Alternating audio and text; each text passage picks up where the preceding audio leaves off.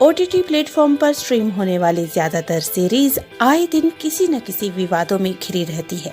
फिर चाहे वो एकता कपूर की XXX हो, अनुष्का शर्मा की पाताल लोक हो या बॉबी देओल की आश्रम हो, मोस्ट ऑफ द सीरीज आए दिन किसी न किसी कंट्रोवर्सी में घिरी रहती है और इन्हें पब्लिक के गुस्से का शिकार होना पड़ता है। इसमें नया नाम जुड़ गया है नेटफ्लिक्स पर आ रही web series a suitable boy का। इस वेब सीरीज में मंदिर में अश्लील सीन फिल्माने के ऊपर भी आपत्ति जताई गई है। ये सीरीज विक्रम सेठ के उपन्यास ए सुटेबल बॉय पर आधारित है।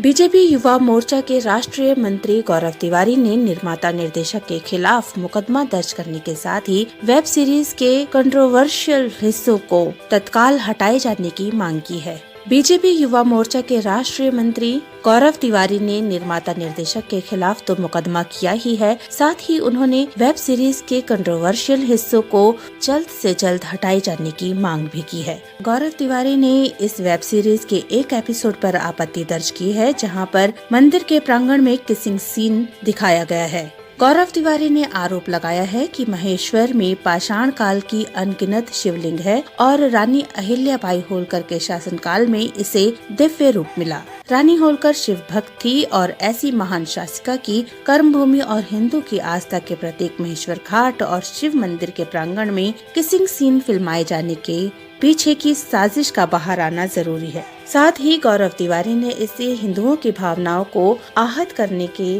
और लव जिहाद को बढ़ावा देने का प्रयास बताते हुए कार्रवाई करने की मांग की है। इसके साथ ही बीजेपी के एक और सीनियर नेता ने इस वेब सीरीज पर ऑब्जेक्शन किया है।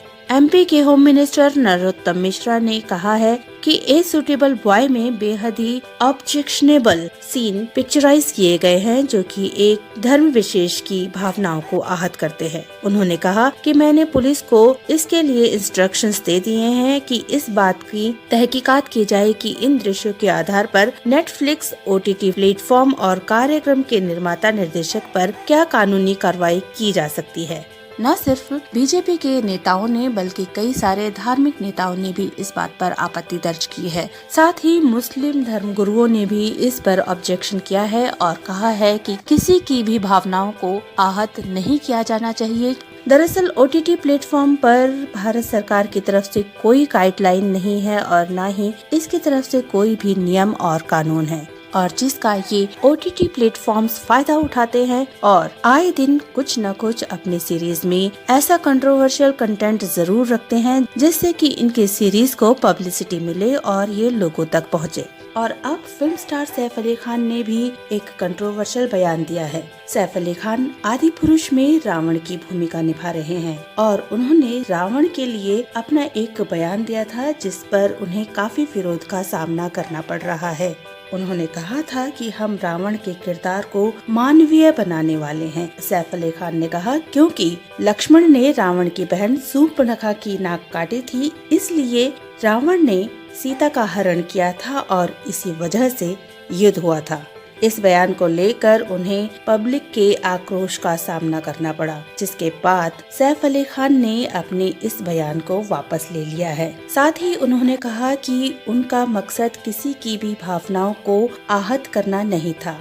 उन्होंने कहा कि मेरे एक इंटरव्यू में दिए गए इस बयान से जो कंट्रोवर्सी हुई है उससे लोगों की भावनाओं को ठेस पहुंची है, जबकि उनकी ऐसी कोई मंशा नहीं थी। उन्होंने साथ ही लोगों से अपने उस बयान को लेकर माफी भी मांगी है और कहा है कि वो अपने उस बयान को यानी अपने पिछले बयान को वापस लेते हैं। साथ ही सैफ अली खान ने कहा कि प्रभु श्री राम हमेशा धर्म और वीरता के प्रतीक रहे हैं। आदि पुरुष बुराई पर सच्चाई की जीत को ही दर्शाएगी। इस फिल्म को सफल बनाने के लिए वो और उनकी पूरी टीम जी तोड़ मेहनत कर रहे हैं। दोस्तों, ये बयान तो तब है जब पब्लिक का एक ऐसा रिएक्शन आया है जिसकी उम्मीद सैफ अली खान ने नहीं की थी। लेकिन ये कहां तक जायज है कि किसी भी अल्पसंख्यक या बहुसंख्यक, माइनॉरिटी या मेजोरिटी की भावनाओं को आहत किया जाए? क्या ये फिल्म स्टार की ड्यूटी नहीं है कि वो मेजोरिटी हो या माइनॉरिटी हो, सबकी भावनाओं का ख्याल रखें? किसी भी सोसाइटी में में कोई भी वर्ग हो, minority, majority, upper class, lower class, चाहे कोई भी वर्ग हो,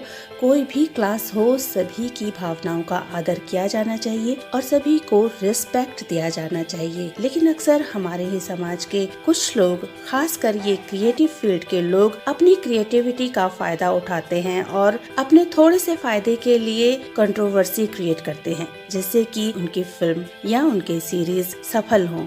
अगर कल को कुछ दंगे होते हैं तो इसकी जिम्मेदारी कौन लेगा? क्या ये क्रिएटिव फील्ड वाले, बॉलीवुड के लोग इसकी जिम्मेदारी लेंगे? क्या इनको अपनी ड्यूटीज पूरी ईमानदारी से नहीं निभानी चाहिए? क्या इन लोगों को सभी समाजों के प्रति एक आदरपूर्ण रवैया नहीं रखना चाहिए? दोस्तों, ये कुछ सवाल हैं जो हमारे मन में उठे हैं। आप क्या सोचते हैं इस बारे में? हमें कमेंट करके जरूर बताएं और साथ ही सब्सक्राइब करें हमारा चैनल। अगर आपको ये वीडियो पसंद आता है तो इसे लाइक जरूर करें। साथ ही लेटेस्ट नोटिफिकेशंस के लिए बेल आइकॉन दबाना ना भूलें।